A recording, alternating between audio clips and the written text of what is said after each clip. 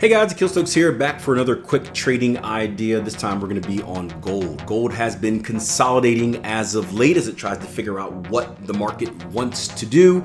And with many situations in consolidations, traders look at it as a chance of not being able to trade. A lot of traders are continuation trading, where they're looking for kind of the pullbacks and the extensions. And that's 100% fine. But do understand that there is also opportunity to trade and trade very well during periods of sideways movements. You can be a channel trader where you trade the bounces off of support and resistance levels. You can also be an advanced pattern formation trader, which are Fibonacci-based patterns that tend to complete within periods of consolidation. And that's what we're going to look at today.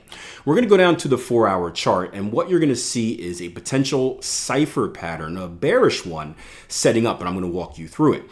Now, every pattern starts with a starting point. We look at this as being an impulse or an anchor leg, but it's a clear swing in the market, and that is going to be our X2A. The start of the swing is going to be labeled RX, and the end of our swing is going to be labeled RA. So every single pattern, no matter which one you're looking at, aside from the 5-0, which starts with like a zero leg, starts with this type of formation, or this type of move.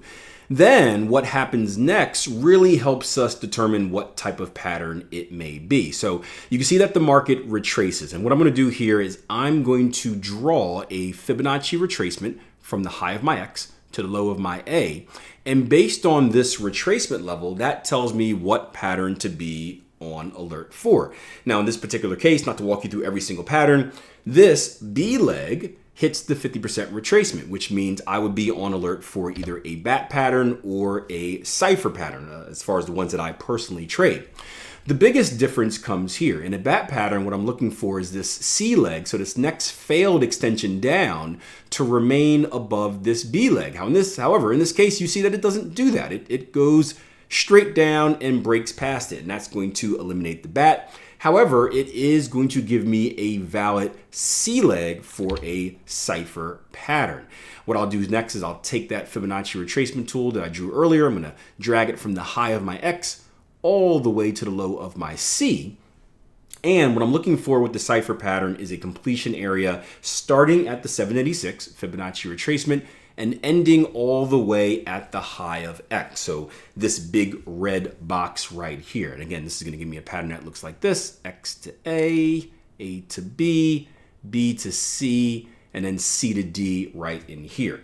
Now, there are multiple ways to enter pattern formations. I personally enter on a limit order right at the 786. For me, they're so powerful that I don't want to wait around and waste time looking for any reason for entry or anything like that. I just want to be involved in the zone. But another tactic that you can take is waiting for price action to get inside that zone, and then once it gets inside that zone, looking for a reason for entry. So the same as what you would do with any other trade.